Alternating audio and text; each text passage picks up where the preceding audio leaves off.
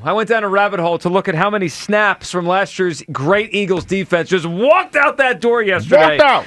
Well, a lot is what I came up with. Because yesterday, and it was not unexpected. It was. I think we actually all expected it. We saw a purge of the Philadelphia Eagles and what they had going into free agency. You know, when we were on the air, the Milton Williams thing shook out. Now, originally we thought it was the Panthers, ended up being the Patriots. The bottom line is he's gone, as is Josh Sweat to the Arizona Cardinals, as is Isaiah Rodgers to the Minnesota Vikings, as is Darius Slay, reportedly, at least as of this moment, to the Pittsburgh Steelers, and even Oren Burks to the Cincinnati Bengals. Darius Slay played 66% of the snaps last year. Josh Sweat, 59. Milton Williams, 47. Isaiah Rodgers even played 31. These weren't nobodies. I mean, especially those first four guys. Starter, or at least played a starter's role. Yesterday was a lot. I knew it was coming, but when you kind of just look at the Eagles' defense now without those guys, there are some major holes. And I'll tell you, I know there's a sense of how he's got this. They're fine. And I understand that because the Eagles are a great organization.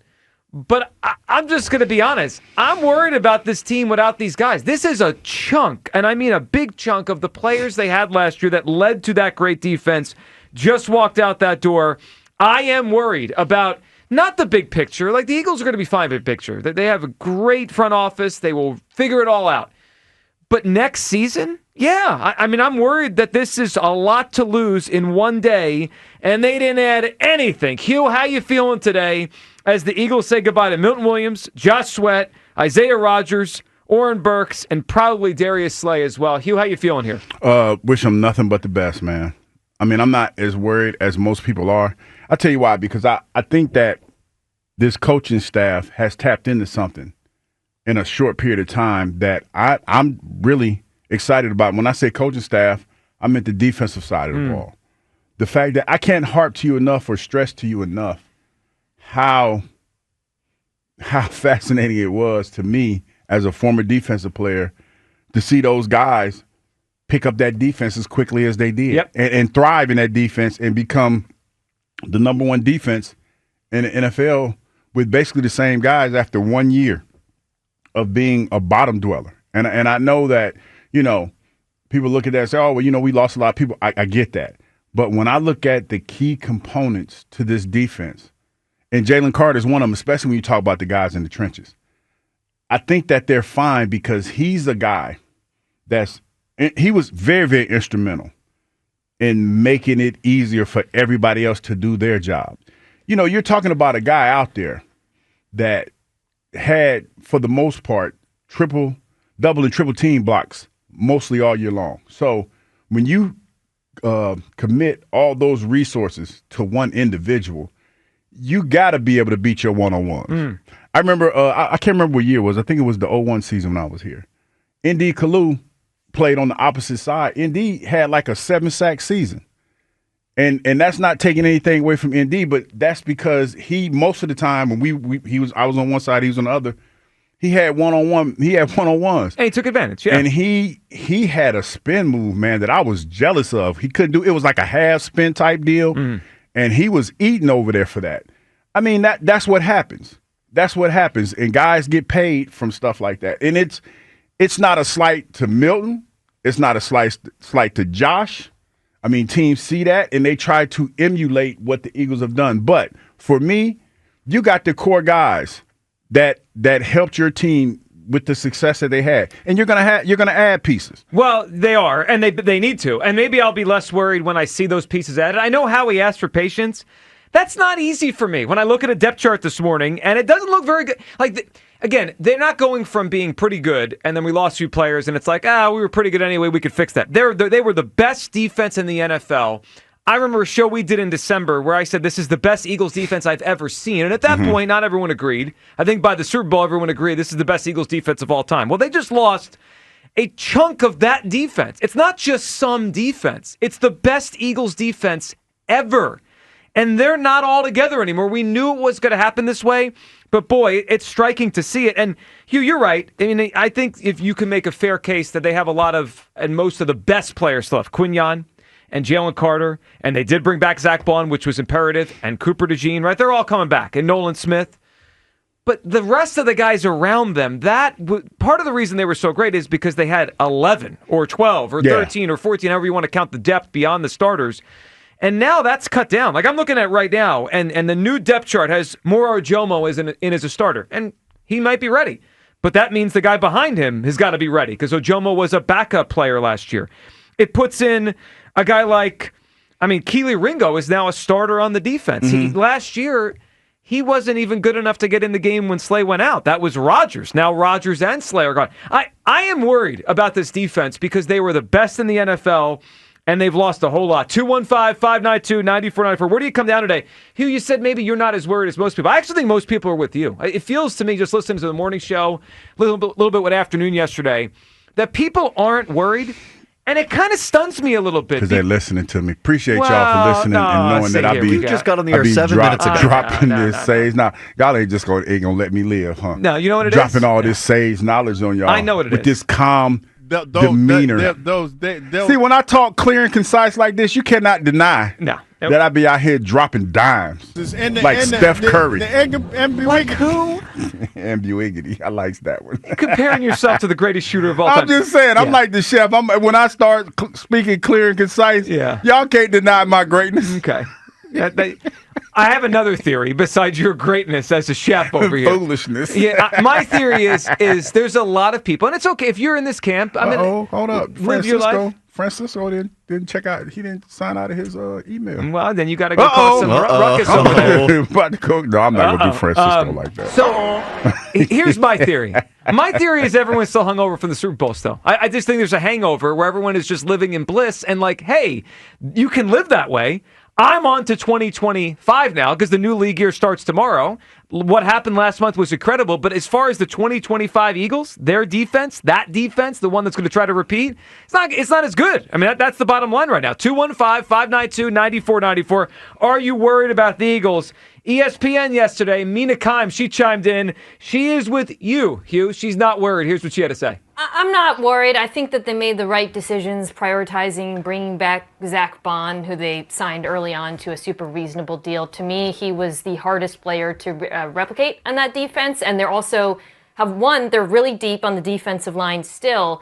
2, they just have such an unbelievable track record when it comes to drafting and continuing to draft and develop there. So I think as far as like them letting those 2 players walk, as meaningful as they were in the postseason run, a lot of that has to do with knowing your roster and also self-scouting your ability to draft and develop players in the trenches. So it makes sense to me. So what she said is accurate. It makes sense. I think they prioritized the right player. We all wanted Bond back. Thought he was the most important to bring back. Great. I think, though, we're underrating a little bit the players that walked out the door. Like, these guys didn't just leave for decent contracts. Between Josh Sweat and Milton Williams, those 2 almost got $200 million from other NFL teams. I think we didn't realize a little bit during the year how good those guys were, especially how good Milton was becoming. I think they're going to miss him. 215-592-9494. Speaking of Sweat, who's been around a long time, Louis Riddick yesterday on ESPN talking about Sweat and what he thinks of him among the other free agents. Sweat headed to Arizona with Jonathan Gannon. Sweat's going to be one of the best signings of free agency. Yeah. Josh Sweat can rush the passer. Whoever gets him, the dude's just a bona fide pass rusher. Well, he has been for a long time since he was drafted here in 2018. Sweat is gone. Williams is gone. Looks like Slay is gone, though the reporting on that's all over the place, as he may have signed with the Steelers. And maybe somebody caught a body. They caught an L with that one. Maybe he's going to get traded there. I'm not sure, but it sounds like Slay and the Steelers are a thing. Isaiah Rodgers, which actually was maybe the most interesting thing to me yesterday, that didn't cost much, and they still didn't re-sign him. Even Oren Burks walked out the door. He gone. Yeah, he's gone to the Cincinnati Bengals. 215-592-9494. Are you worried about the Eagles, specifically the defense, after a day where the greatest defense I've ever seen here at Philadelphia was purged? Kyle, how you feeling this morning? Are you worried? There it is. Not the purge. Not the purge. Hit it. So, yeah, I'm not that worried, but I'm kind of with you in that I understand that Howie Roseman asked for patience, and I'm a big Howie Roseman guy. Right. There is one minor problem with asking me to be patient. You're not patient. And is that I'm not a very patient person. I mean, especially when I'm seeing all these good players go to other teams who are, sort of right around there with us. I understand the Eagles are pretty far ahead of the pack by the end of the season last year. But you look at a team like the Vikings loading up, a team like Washington loading up. it just feels like we're sort of falling back toward the rest of the pack a little bit in terms of what happened yesterday. I understand there's a full offseason to go. Again, not a very patient person, but the way I look at it is I understand that everybody is still high off of what Vic Fangio did with this defense, but I think a reality that we're not really talking about is I think we might have underrated some of the players that Vic Fangio had to work with in this defense. Milton Williams, Josh Sweat. We don't know what the deal is with Slay yet, but he could be out of here. Isaiah Rodgers could be out of here. Like, the reality is we have holes right now on this defense. We have holes. I mean, 3 pass rushers from last season, if we're counting Brandon Graham not coming back, are gone. And the pass rush until the final few weeks of the season was probably the one thing we all said about this defense that we thought could be better or wasn't that great. So I worry about that a little bit. And I just sometimes think we overrate the magic touch of Vic Fangio. Like, not everybody that he gets his hands on is going to turn into a good player. I mean, if you think about it, and this sort of works against, signing guys on the first day of free agency, but Bryce Huff, Devin White, both came in here and couldn't do squat. I mean, like, Vic Fangio isn't perfect, so we do need good players. I think that's the reality of this thing. So barring a big move, I'm a little bit hesitant to say that, we're going to be right back. And I'm feeling like the Eagles are in a position to take a little bit of a step back. Yeah, I'm with you on that. 215-592-9494. Specifically, I think we underrated Milton Williams. I've heard a lot the last few weeks that Jalen Carter got him paid. Well, you know what? When we say that, we're assuming other teams in the league are stupid. I mean, Mike Vrabel's not a dumb guy. He knows defense. They just gave Milton Williams $60 million guaranteed. People in the NFL think these guys are really good players, too. Otherwise, they wouldn't have got paid that much money. They did. I think we're underrating what we lost yesterday. It was a purge. It was not unexpected. But, boy, seeing the depth chart this morning, it's like, whew. You know what? I can give you a good example of a guy who was here that went somewhere else and got paid, and that was Javon Hargrave. As I look up his stats. But Javon was older, Hugh. To me, the Milton thing, Milton's 26. Javon, the Eagles got the best years out of Javon, and then he got paid. It's a good comparison. But I thought his prime was over the day he left here. Milton's going into his prime right now. Yeah, but the thing of it is, you're talking about a guy who last year had 1 sack, 4 tackles. And now what is he, 31, 32? Around that age. Yep. But the point is this. He ate off of Fletcher Cox, and he got paid because of what Fletch brought to the table. Yeah. Because Fletch was a dominant player. Milt, I think Milt can play, but who are you paying Milt with, and who are you asking? I mean, what are you asking him to do? Sure, I didn't think it was feasible, Hugh, for them to pay Milton. I understand they're up against the salary cap. I'm just saying. I'll put it this way. The guy that's going to replace Milton Williams is probably not going to be as good from day one as Milton Williams. Maybe he gets there. I mean, they might use their first-round pick on his replacement. But the idea that they're just going to replace all these guys and have the same level of defense, that's a lot to ask. It's going to be a little bit of a learning curve. But what if I was to tell you that you could go in and you could probably get somebody that is comparable to Milt at a little cheaper rate, and you still get that production doesn't fall off? And they could do that in the first round. I think they could find that. Yeah, you could find that. Yeah, but that means they're not using their first-round pick on another guy, right? Like an edge rusher or a corner or whatever, but tight end. I mean, well, I think with the picks they had, because I think they have 1 through 5, right? They don't have a 7th-round pick, a 6th and a 7th. They have quite a few first-round picks now, 5th-round picks, excuse me, because they made 1 through 5. They got a few of those. I think we may have 3 or 4 5th-rounders because they got a 5th in the Kenny Pickett DTR trade. See, and this is the thing, because I know everybody gets caught up with their first-round draft pick because that's the most coveted one. That's the one that, the most highly touted. But what the Eagles have done, they've done a pretty good job of finding guys in those later rounds. So that and when you talk about good GMs, those are the guys, like those are the ones that get the guys in the later rounds. They find those diamonds in the rough that fit in, that make their team better. I think Howie does a good job of that. I think he does. Like, he does a good job of integrating guys from other teams, because there are still some guys out there in free agency that we could potentially add, for a nice little penny, and then get some of those young players in those later rounds that could be contributors that you didn't expect to be contributors. So they can, but those guys sometimes take a while. Like Milton Williams became a $100 million man 4 years after they drafted him, right? No one could have picked Milton Williams out of a lineup here the year he was drafted, or even year 2. I think he played like 12% of the snaps. By year 4, he got up to about 50% of the snaps. Like, there's a progression to this, and now we got to restart that thing with the next guy. 215-592-9494. Are you worried? After yesterday, the Eagles lost a lot off of the best defense that I've ever seen here in Philadelphia. Where do you come down? Hugh's not worried, citing the coaching.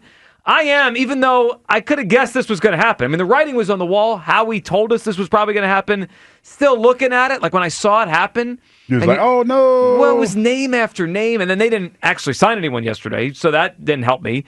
And also, I got to be honest, the weirdest one for me was the Isaiah Rodgers one, because it felt like he was the replacement for Slay. And it felt like the contract was doable. Yeah, it was 2 years, $15 million. Like, why are we letting everybody go here?